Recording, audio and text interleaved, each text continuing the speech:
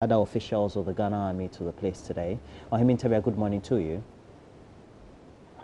Ohimin, good morning. Good morning to you, Ohimin. Hello, good morning, my brother. And I'm told that you've been to Denkyira-Obuasi. Hello, Roland. Yes, you are at Denkyira-Obuasi. Can you tell us what the atmosphere is like in the town? All right, Roland.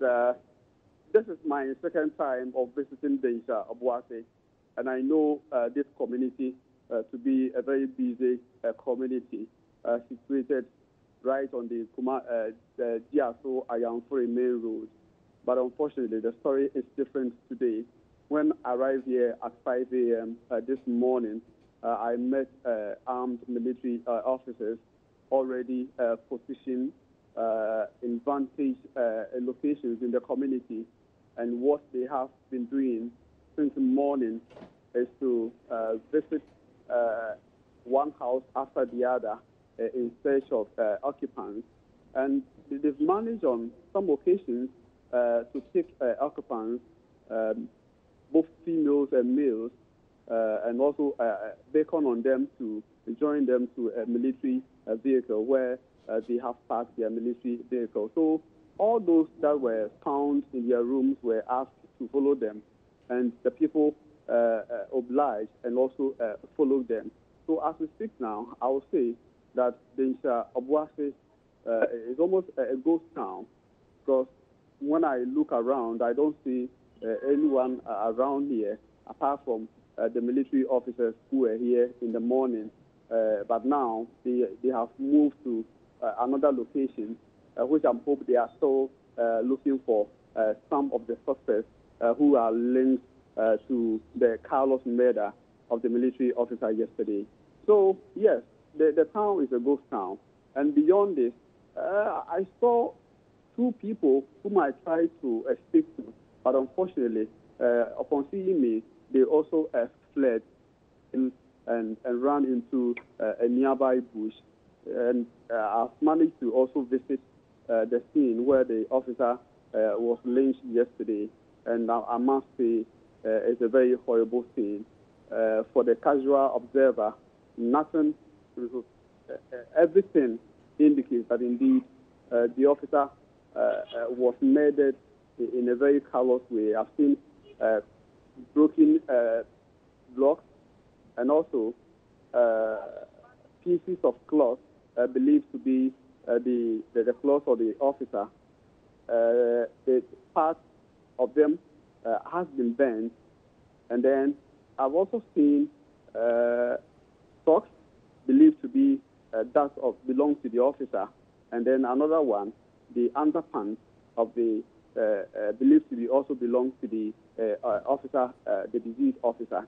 So I must say it's a very sad moment here, especially as the military officers move around and also at one point or the other pick people and then question them where they were yesterday when the incident took place. I remember in one instance, they spoke to one woman who had been picked, and she was crying.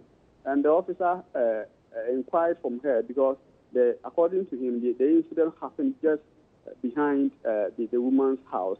So how come she's now crying when somebody gone through a lot of pain before being murdered in that manner? So for now, the situation has been that the military have been here. I came to meet them here, and they are still looking for people suspected to be part or connected to the murder of the military officer, Roland. But at the end of the day, because the killing is suspicious, then it means that he was not jogging, or the stories we're hearing in the reports that he was jogging at the time, etc., may have some conflicting accounts from what you are telling us. Is that it? Yes, Roland, it's difficult to pick information from the ground because the people who are supposed to volunteer information to me are the very ones who are running away from me. So it's difficult to pick information. Right now, I spoke to the district commander, ASP Ajima Eduse, who also promised to give me some details, detailed accounts of what really happened or what led to the death of the officer. So I do hope that the police will be able to give us information. And beyond this, I also try as much as possible to comb the community to areas where I think I may be able to chance on people probably will be around. If not, it will still be difficult to gather information from the people. For now, I wish you are here to see how the place looks like. The community everywhere you see here, anything you see here is mainly sheep, goats, or chickens who are roosting here. So it's difficult to get information for now, Roland. So we're told that the gentleman had on him or strapped on him a pistol, that is his service pistol. Is that true? And where would it be? Is it in the custody of the police? Yes, earlier on, I spoke to one man on motorbike, and I must say he was also afraid to speak to me. I convinced him several minutes before he agreed to volunteer a piece of information, and he said yes. He saw the man being lynched, and after that time, he had a revolver pistol. He told me the pistol was a revolver one who could maybe give multiple shots, but he didn't shoot from the gun. But for the whereabouts of the gun, I can't tell, and that is why I said I will be speaking to the district commander, who I'm told has been leading the investigations into this particular incident. So surely, I believe before we close from the AM show this morning, I must have stumbled on important information that we can share with our viewers. Now, before we let you go, we're told that he headed a detachment of the Ghana Armed Forces. When did they go to the place, and what were they supposed to do? Unfortunately for me, the military officers are here, but they told me they can't speak to me. If I want any information, I have to speak to Colonel Agrikwashi, the spokesperson for the military command. So they can't tell me or volunteer information as to when he was posted here, the kind of work or responsibilities they have been discharging here. But what they did tell me is that if I want information, then I have to speak to the military command, and even warn me not to take photographs or visuals of the military operations as they move from house to house. So this is how the situation looks like. But I'm sure, and I'm also happy at the manner they've conducted themselves in events in some years past. When you talk of military troops and all that, it has been characterized with accusations of assault and brutality. But this one is different. It has been in a very peaceful manner. They have been visiting doors by door, asking people to follow them just like that. And people have not even, disobeyed their instructions. It has been a very peaceful and smooth operation. Thank you very much. Denkyira is our correspondent visiting or currently at Denkyira-Obuasi, and it's where the incident took place. We're told that a young army captain, Captain Mahama, was lynched to death. Well, that's the sad incidents there. But then it means that army intelligence will now take over the incident? Yes, they have. They have, yeah. They have, and I can assure you that they'll do a thorough job. With this IGP and CDS, I have so much confidence in them. Two disciplinarians who have been put in charge of the police and the army and the military. I have so much respect for them, and I know they'll do a thorough job. DCOP Bright Odro, the military intelligence group, I think must find the culprits.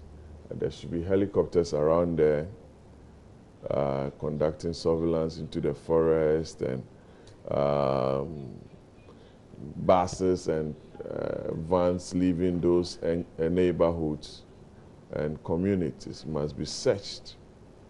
They must go deep and find out those who did. Otherwise, if we don't stem this, people would always be emboldened to take such callous acts into their hands, and it will not be good for this country. We have Richard Kojonyako, our Central Regional Correspondent, on the line. He has been speaking to the police with also the police command personnel as well as the heads in the region. Good morning to you, Richard. Good morning, Roland. So what have they been telling you? They have some suspects already? You know, we cannot leave the police in all of these things that are happening because they have an account to make. And I've been speaking with the Central Region Police PRO, ASP Irene Opom, and she's been giving the account of exactly what happened from the perspective of the police. And she says that at exactly 10 hours that day, that was yesterday, Honorable William Barr, the assemblyman of the Lynched electoral area near Diaso, reported at the station that about 9:30 same day, he had a distress call from one of the food sellers along the Denkyira-Obuasi highway that she has seen a man with a pistol hidden at his back and suspect him to be an armed robber. She goes on further to say that two colleagues accompanied him to the direction as said by the informant and met the suspected robber at the outskirts of the town. And according to the complainant, when approached the suspect pulled a pistol at him and he managed to escape, leaving the two colleagues behind. So the police quickly proceeded to the scene only to find the suspect lynched to death by an unknown mob.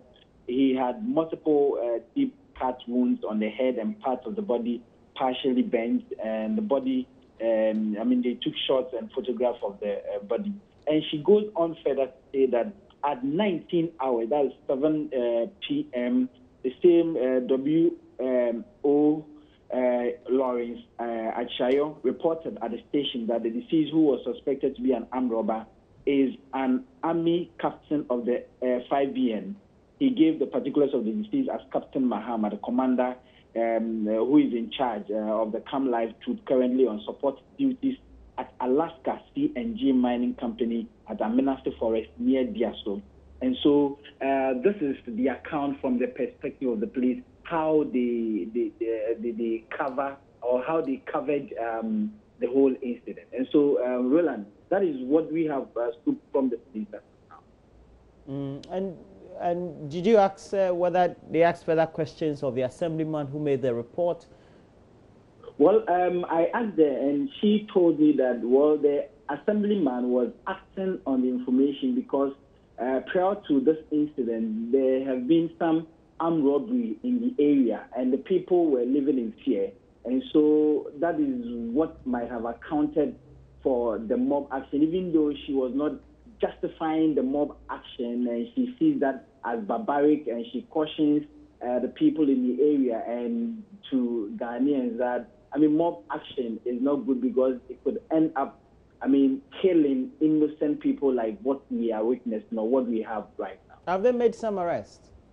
Well, no arrest has been made according to the police. They are still investigating the matter, and they will bring further development to people. Richard Kojonyakon is a Central Regional Correspondent. And Nilamte, this one is interesting. But at the end of the day, we know that mining activities involved, they are there to undertake. And so you just can't say incidents of armed robbery and all that. It means further investigations will need to be. A lot will have to come out for us to be able to unravel the mystery surrounding all these, because I think the pieces don't match. They don't match. They don't really get together. Like Patrick said, this is somebody who has led a detachment of the army in the area for some time now, so will have been known by the people. And also, what will make people not even ask people questions? Because it's a mob, not one person, but they start just throwing stones at him, and also, So the whole thing did not really make up well, and I think that the further investigation should be able to. But then what I should be looking at now is what will happen to this young man's family. The trauma the wife and the children will be going through this morning, possibly if he has children. As a young man, two children and a wife. It's unfortunate, and I hope that we'll be able to give them the counseling they deserve, the children especially, to take out the trauma, and also the wife will be taken good care of. He has died in the course of duty. And I think that the state must do everything possible to see what we can do. Soldiers always swear the oath to die for the country, but then what happens thereafter should be looked at. But I will ask that the military should continue to act professionally in this. They should not embark on an aggressive reprisals. Innocent people have now taken to the bush.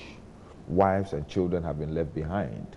And whilst I'm talking about the wife and children of the deceased, I'll also be thinking about the wife and children of innocent people in the Denkyira-Obuasi who will have to run into the bush for no apparent reason. Because when the soldier man decides to give slap, he will not first ask, were you involved? Everybody will get a slap before we know those who are involved.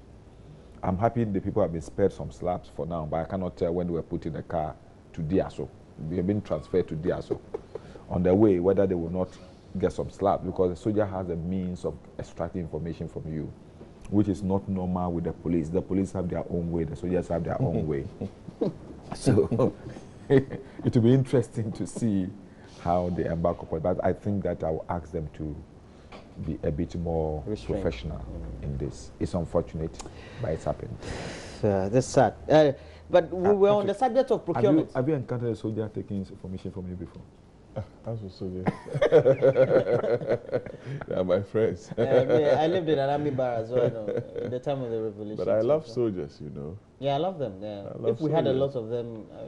These issues, the soldiers will take a different approach. Yes, that's all. They want solutions. Yeah. That's all. Straight away. It's not about fine English or what have you. I love their ways, really. I have been one of the proponents of the issue of compulsory military training for everyone. Because it builds in you some level of discipline. Some discipline. Well, some discipline, yes. Because the way all of us should have it. Trotro drivers around 37, they are disciplined. Some of us, lately. The way we act is as a result. Yeah, because there was an incident. You know how the way we some of us the gentleman was lashed. It's as a result of the small military training we had during national service. And the thing I love about it is that when the army is handling something, the police don't come near. Oh no, they understand each other. Oh, okay. All right, so... But this one seriously will be a police investigation. Yeah, it is a police investigation, yes. But at the end of the day, we know that we were talking about a subject of procurement, and the Attorney General, the Auditor General also setting up a committee. How would this help? I mean, well, let me say this. I have looked through some of the papers, and I think that it's unfortunate the way Daily Guide especially captured it. They were a bit political. I am all for any. You think they put a slant to it? Yes, and I don't want to believe that's exactly what my colleague MP said. MP and minister said.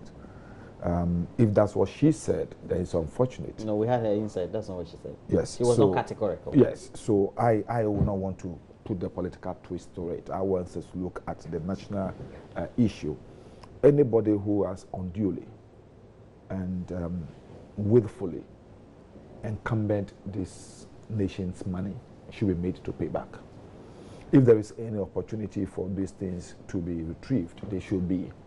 I am all for it, and I believe every Ghanaian is for it. The process of procurement in this country, I'm sorry.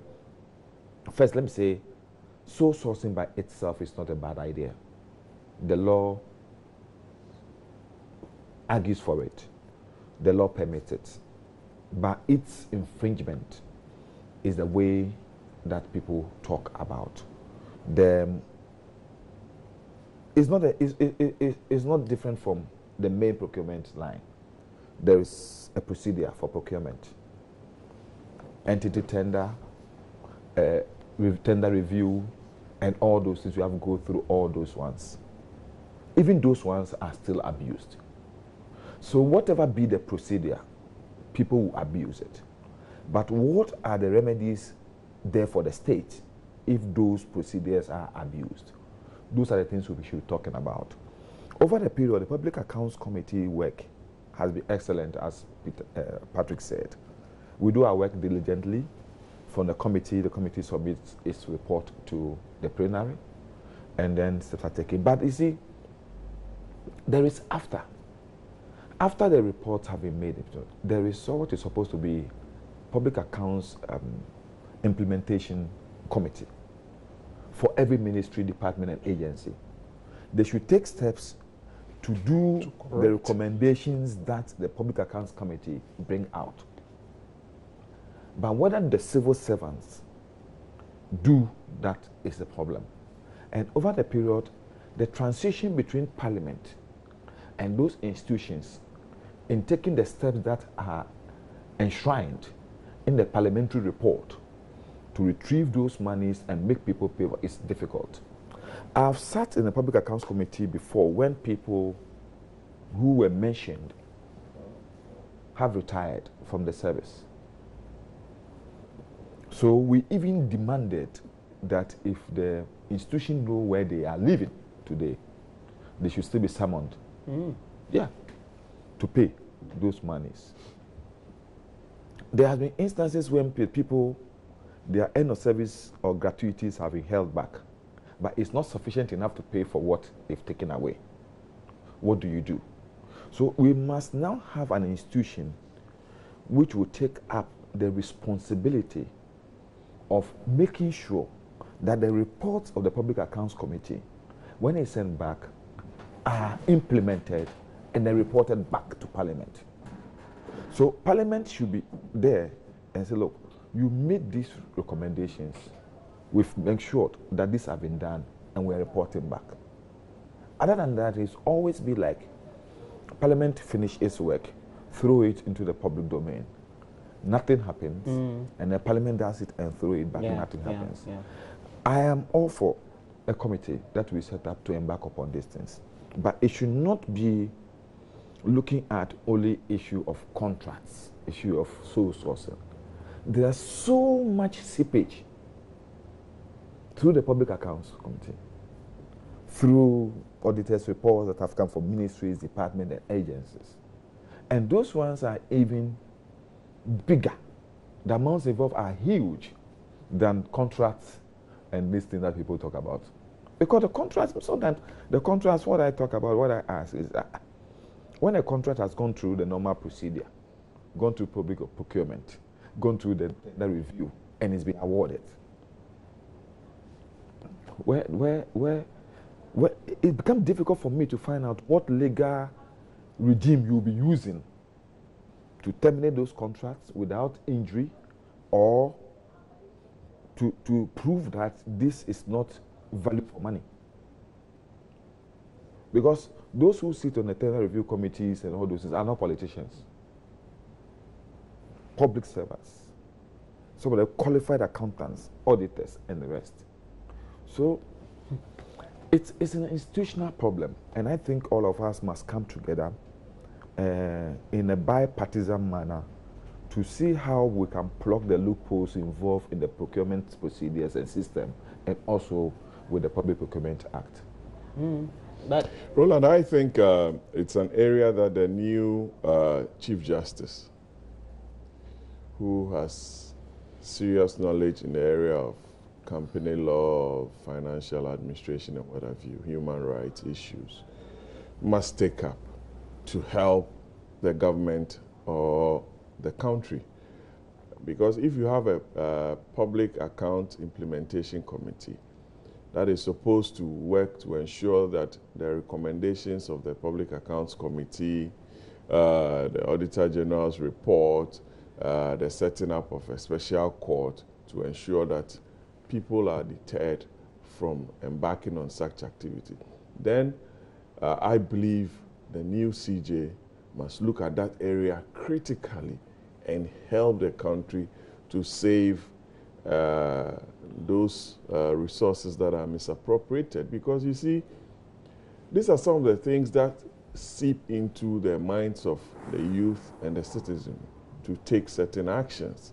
Because year on, they read and hear about money stolen, Public Accounts Committee, auditor has done this, the politician has done that, and no concrete steps are being taken to punish those people.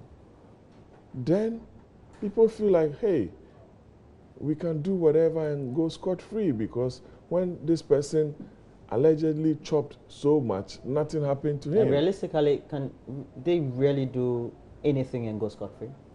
You see? Within the current setup? Timing it's everything. If you don't act timeously, you say that you have to go through the due process. Yes, you go through the due process, but in doing so, people must see that the due process is being adhered to. People are conforming or complying with the due process. But if you have a weak institution that does not want to follow through processes critically and carefully, you find out that, oh, people also take the law into their own hands. So I believe it's an area that the judiciary, parliament, and the security agencies must ensure that public funds are well protected and managed effectively. And that I pray that a new Chief Justice will look at this area critically. I know the outgoing Chief Justice took certain steps, but I believe the new CJ must look at that area critically and throw more light and ensure that the public is made aware of the steps that the judiciary, in conformity with the police and other state institutions, have agreed to pursue and deal with public officials who misappropriate public funds. I think once that is done, people will sit up, monies that have been lost will be recovered in the civil action. Those actions that the Attorney General has to take on the criminal leg ought to be taken, because we cannot be going out to borrow $1.5 million, $2 million from the capital markets or from the banks to have such amounts being stolen or misappropriated by state officials. It makes a mockery of our own democracy and our public financial arrangements or systems. So, Roland, that's all I have to say. All right. So that'll be it for the discussions this morning. And thanks for joining me, gentlemen. Thank you. From Aplaku Hills you were coming from. Okay. Where is that place?